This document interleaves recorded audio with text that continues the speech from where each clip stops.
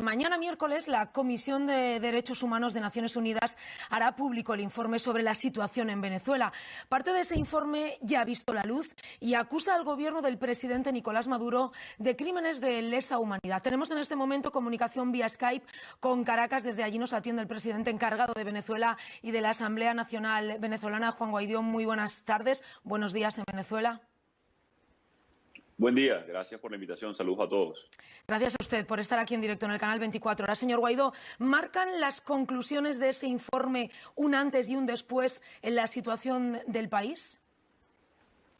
Mira, sin duda, refleja la voz de miles de venezolanos que han sido torturados, perseguidos, censurados, han perseguido a sus familias, los han desterrado de alguna manera. Señala directamente y tiene responsables muy claros este informe de más de 400 páginas, elaborado por una comisión independiente de la Organización de Naciones Unidas, a principalmente Nicolás Maduro, pero también la línea de mando que ha perpetrado crímenes en contra de la humanidad. Eso nos obliga como sociedad, nos obliga también como sociedad global, porque no están señalando a un régimen anterior, a uno actual. Mientras estamos hablando en este momento, hay torturas en centros de reclusión, hay persecución en Venezuela y ha sido la lucha constante de los venezolanos por recuperar nuestra democracia y nuestra libertad. Ese informe, como usted decía, responsabiliza a Nicolás Maduro, también a su número 2, Diosdado Cabello, como los últimos eslabones en la cadena de mando, pero acusa también directamente a la Policía Judicial y la unidad de las Fuerzas Especiales de la Policía Bolivariana de la mayor parte de esas violaciones de derechos humanos. Usted se ha dirigido a ellos directamente. ¿Por qué esas fuerzas y la cúpula militar siguen sosteniendo a Nicolás Maduro? Exactamente como hace referencia, dice que el FAES, la Fuerza de Acciones Especiales, ha asesinado de manera extrajudicial a más de 18.000, como también recoge, por cierto, una ONG llamada Human Rights Watch. Hoy la dependencia directa del régimen hace una especie, de seguimiento por parte de estos organismos, pero también la persecución, también la tortura. La peor parte de este informe lo llevan los militares. Hay inteligencia y contrainteligencia para perseguir a no solamente el Ejército, la Guardia Nacional, pero también el FAES. Hoy, debo decirlo, por cierto, más allá del alto mando, un capitán de la Guardia Nacional, por ejemplo, gana menos de $10 al mes. Yo te puedo garantizar que más allá de esa cúpula, el 80% de la Fuerza Armada también, como yo, como los venezolanos, como el 90% de los venezolanos, quiere un cambio en este momento. En varias ocasiones, la última, por ejemplo, tras los sucesos del puente de Altamira, ustedes han contado con el apoyo de los militares, pero ¿qué ha fallado en el último momento? Yo creo que hay un elemento, primero, de persecución, luego la interlocución necesaria que tenemos que tener con la Fuerza Armada va a ser necesaria de cara a la transición para estabilizar en el país. En este momento hay presencia de grupos irregulares en Venezuela, hay presencia de grupos terroristas regionales, el caso del ELN, disidencia de la FARC, en este momento en nuestro país. ¿Qué falta? Bueno, creo que ese elemento de confianza para muchos de los sectores, las garantías de que vamos a poder estabilizar, como hemos presentado con el acompañamiento de la comunidad internacional, el país, y en este momento seguir insistiendo, no solamente por una transición, sino, insisto, luego de este demoledor informe en contra de Nicolás Maduro, que hoy lo señala directamente como un criminal de lesa humanidad, poder lograr la transición en Venezuela. Sobre este informe, ¿qué acciones concretas va a tomar la oposición para que ese documento, que ese informe tenga efectos prácticos? ¿Llevarán sus conclusiones al Tribunal Penal Internacional de La Haya? ¿Convocará usted el artículo de la Constitución que le permite solicitar una intervención extranjera amparándose en ese informe?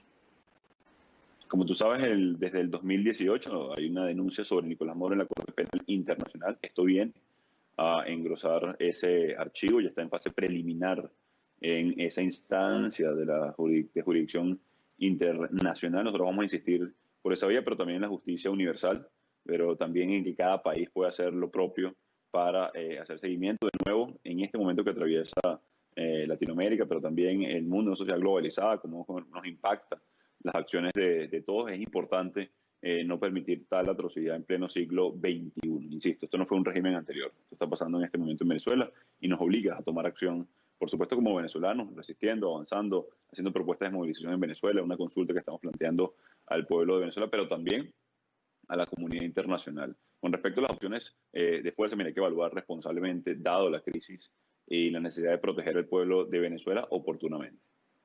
Una semana antes, señor Guaidó, de conocerse ese informe, el Gobierno indultó a más de 100 personas, entre ellas algunos de sus colaboradores y decenas de presos políticos.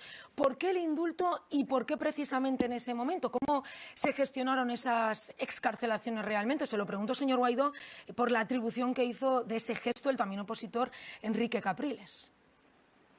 Mira, el régimen de Maduro trata de impulsar un fraude para el próximo 6 de diciembre. La lucha del pueblo de Venezuela es por precisamente tener condiciones para lograr que el voto sea un instrumento de cambio en Venezuela, no un paredón de fusilamiento como hoy lo pretende el régimen. Estas excarcelaciones, que también hemos visto en el pasado, como en el 2018, como en el 2016, hablan de la cantidad de presos políticos que hay en Venezuela. En este momento se mantienen más de 300 presos políticos. Maduro trató de darle un viso de condiciones mínimas para que, por ejemplo, se participara en ese proceso de diciembre, pero hoy no hay condiciones. Enrique trató de gestionar parte de esto, pero él mismo ha dicho que el régimen no otorga condiciones para un proceso electoral. La lucha que hemos llevado durante años en Venezuela es precisamente para que los venezolanos podamos decidir para una elección libre, presidencial y parlamentaria en Venezuela, y en este momento no están las condiciones. Un ejemplo sencillo, ni siquiera yo pudiera postularme como candidato por inhabilitación, pero también otros 40 diputados y líderes políticos secuestraron los partidos políticos, continúan 300 presos políticos, se señala como criminal de lesa humanidad a Maduro. La lucha sigue por lograr condiciones para abrir la compuerta de que una elección sea un instrumento de cambio en Venezuela. Parte de los venezolanos residentes en España, más de 250.000, tienen muchas esperanzas depositadas en usted. Algunos sienten, sin embargo, que con el paso del tiempo usted ha perdido fuerza en las calles. No sé si lo comparte, si esto es así.